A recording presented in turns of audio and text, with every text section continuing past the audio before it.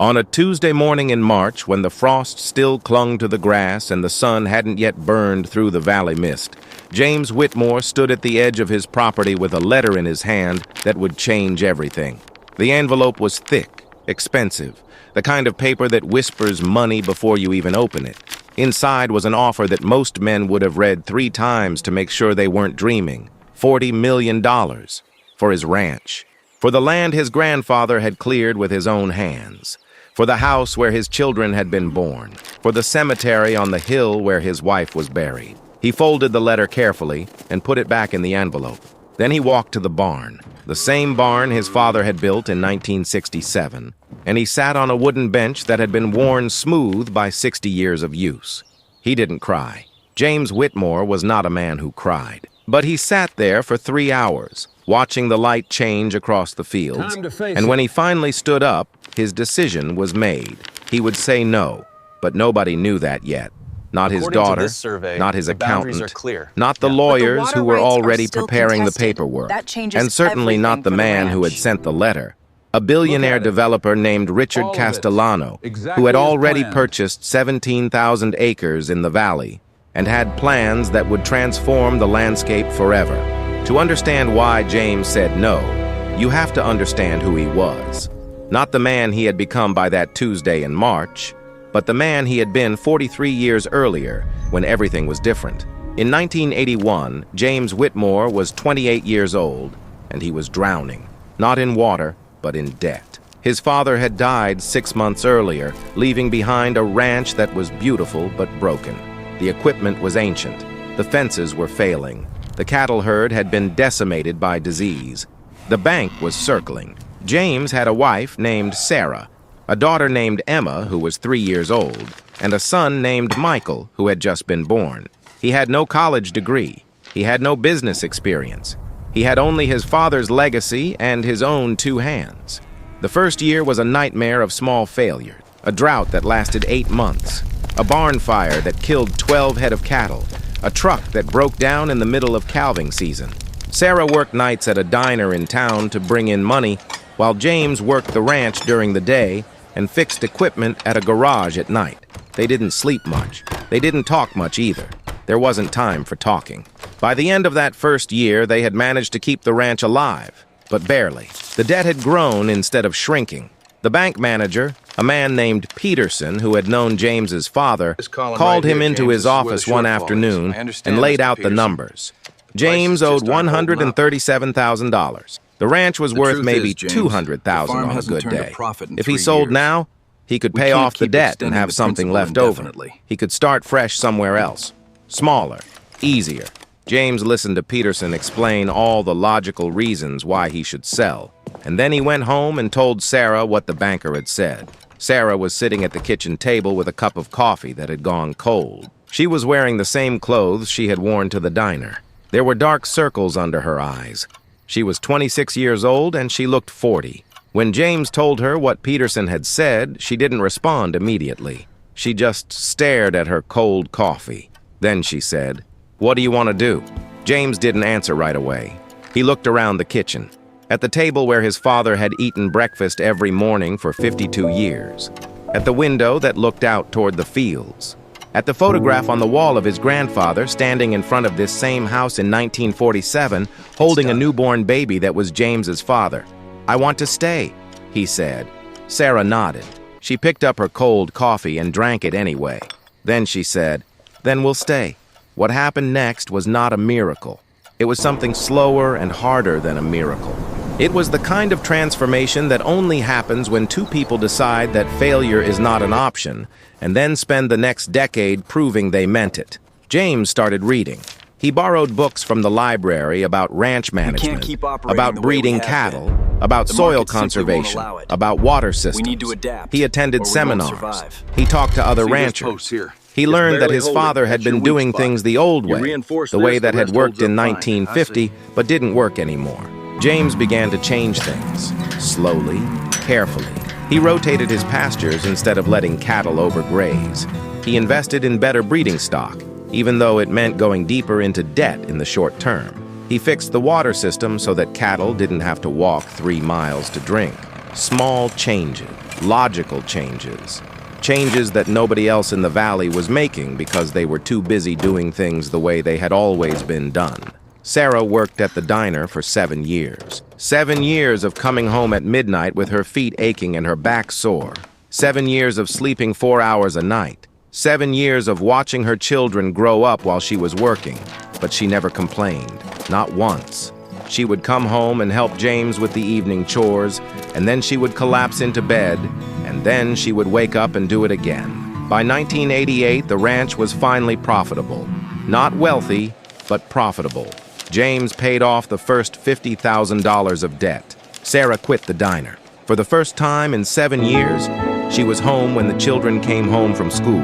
She planted a garden. She started cooking real meals again instead of whatever she could throw together in 15 minutes. But James didn't stop. He couldn't stop. He had tasted what it felt like to be on the edge of losing everything, and he never wanted to feel that way again. He continued to invest in the ranch. He bought more land when it became available. He expanded the herd. He built new fences. He installed irrigation systems. He studied the market and made decisions based on what he learned instead of what his neighbors were doing. By 1995, the ranch had doubled in size. By 2000, it had doubled again. James was no longer a man struggling to keep his family's legacy alive. He was a successful rancher. He was respected in the community. Banks competed to lend him money, but he rarely borrowed. He preferred to save and pay cash. He preferred to own things outright. In 2003, Sarah was diagnosed with cancer.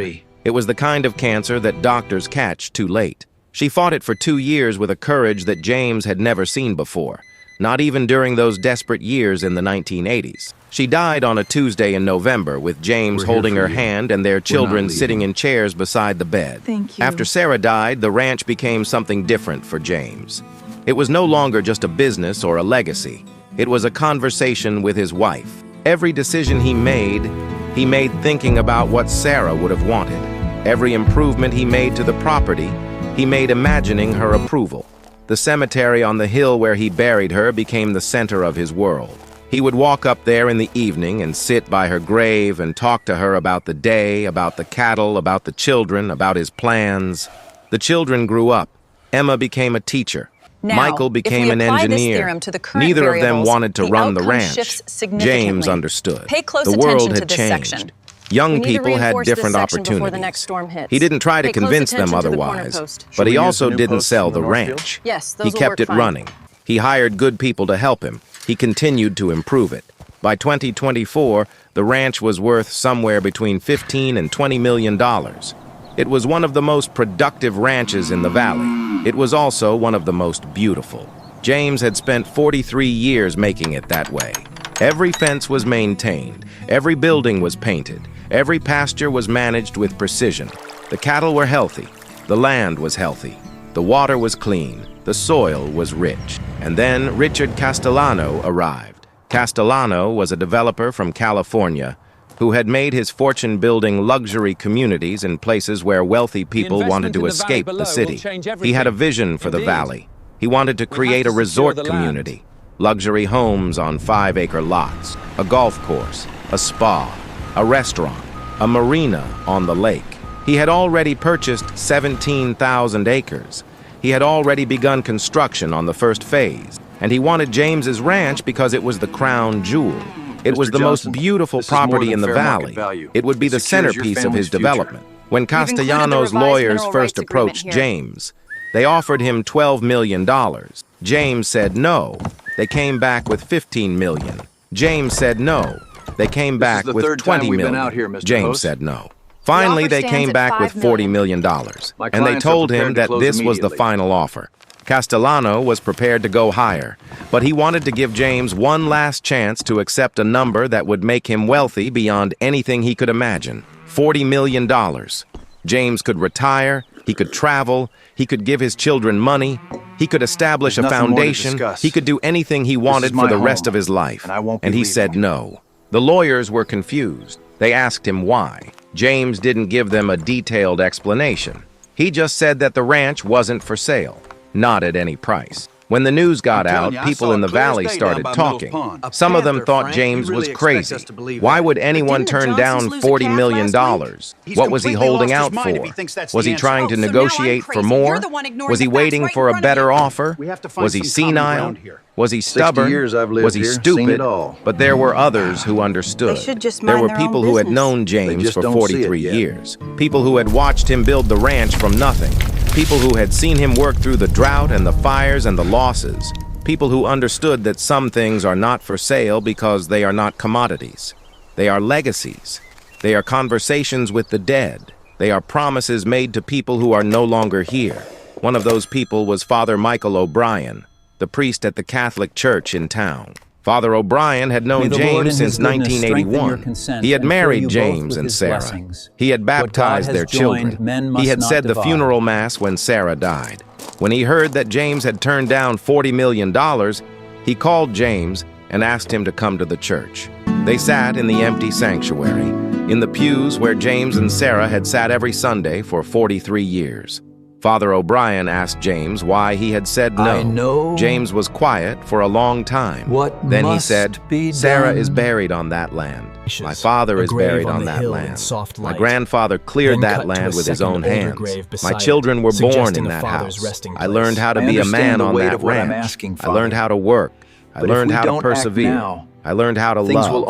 I learned how to grieve. I learned how to keep going when everything seemed impossible. I realize now that that land is not commitment mine isn't to just sell. showing up, it's It belongs accepting to the my quiet family. truth in your It heart. belongs to my ancestors. It belongs to the people who come after me. I am just the caretaker for a little while. Father O'Brien nodded. He understood. What happened next was unexpected. The story of James turning down $40 million spread through the valley and then beyond the valley. Situation in the Local countryside news is picked it escalating up, rapidly. then national news. Look at this. Then it went viral It's on social everywhere now. media. I can't believe People it. were fascinated by the idea of a can't man believe who had this is said happening. no to that kind of money. In a world where everything seemed to be for sale, What does it where mean every for the value farm? seemed to have a price tag, here was a man who had drawn a line and refused to cross it. But the story didn't end there, because Richard Castellano, the billionaire developer, was not a stupid man. He was a businessman, and he understood that sometimes the best business decision is to respect what you cannot buy. Castellano called James. They met for coffee in town at a small diner that had been there for 30 years. Castellano was a man in his 60s with gray hair and Give me a little expensive time. clothes and the kind of confidence that comes from always getting what you want. But he was I ain't also a leaving man till who you had tell learned me the something truth. from James's refusal. I want to make you a different kind of offer, Castellano I told said. you I'd be here. I want to buy Where the is it? land around your ranch, but not your ranch Calm itself. down, it's coming. I want to develop the valley, but I want your ranch to see remain that? exactly as it is. I want it to be the the heart of same the man from community. the pictures. I want people to see what real ranching looks like. I want your ranch to be a working understand example what of you're sustainable saying, agriculture and land but that isn't stewardship. the whole I will story. pay you $5 million a year to keep your ranch exactly as it is, and to allow people to visit and learn from what you have built. James listened. He didn't say yes immediately. He thought I just about don't it. know what else he to talked do, to his Dad. children. I He talked appreciate to you Father seeing me, O'Brien. Father. He thought about what Sarah I'm would have afraid I'm wanted, losing hope. and then he said yes. The agreement was simple. Castellano would develop the valley around James's ranch, but James's ranch would remain independent. James per the would agreement, continue the to run surrounding it as lands he are being always developed, had. but the ranch Castellano remains would pay him intact, $5 allowing for the million a construction of the year, new community which center James would adjacent to the use to property. establish a This rotation foundation method dedicated improves to the soil teaching young significantly. people about See how the grass sustainable recovers ranching here. and How land long do they stay stewardship. in this section The before ranch would moving on? become a We school. usually give it 3 Young days. farmers from around the country would You come gotta to keep the learn line from clear. James. But this They would grass learn mix how to is rotate essential for pastures. preventing They would erosion learn along how to the build boundary. soil. They would learn how to respect move the them land. clockwise every They would learn 72 how to hours. See the persevere difference through in the regrowth difficulty. here. In the end, So the rest period James is crucial Whitmore for the didn't soil sell his health. ranch for $40 million. But he did something more important. He transformed his ranch into a legacy that would outlive him. He created a place where the values he had learned from his father and his grandfather could be passed on to the next generation.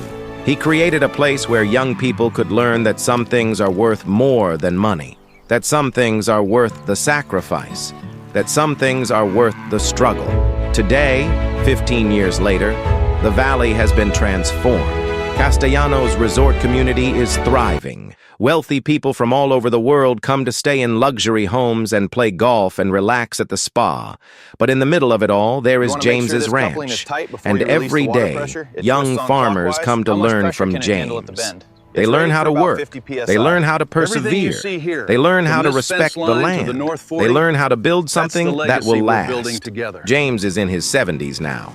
His hair is white, his hands are weathered, but he still walks the ranch every morning, just as he did 43 years ago when he was a desperate young man trying to keep his family's legacy alive. And when he walks past Sarah's grave on the hill, he still talks to her. Another morning, old He tells friend. her about the young farmers who are learning. Good. He tells her about the legacy they are building fence together. mended by the creek. If you are watching this from a small town, from a farm, from a ranch, from a place where people still work with their hands and respect the land, then you know what James Whitmore knows. You know that some things are worth more than money. You know that legacy matters. You know that the work you do today will echo through generations. You know that perseverance and honesty and hard work and family and faith are not just nice ideas. They are the foundation of everything that matters.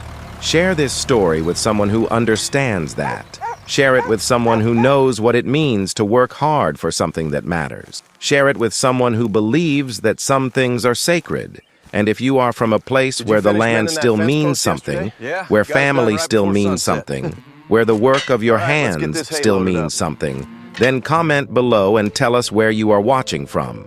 Tell us your story. Because the world needs to hear from people like you.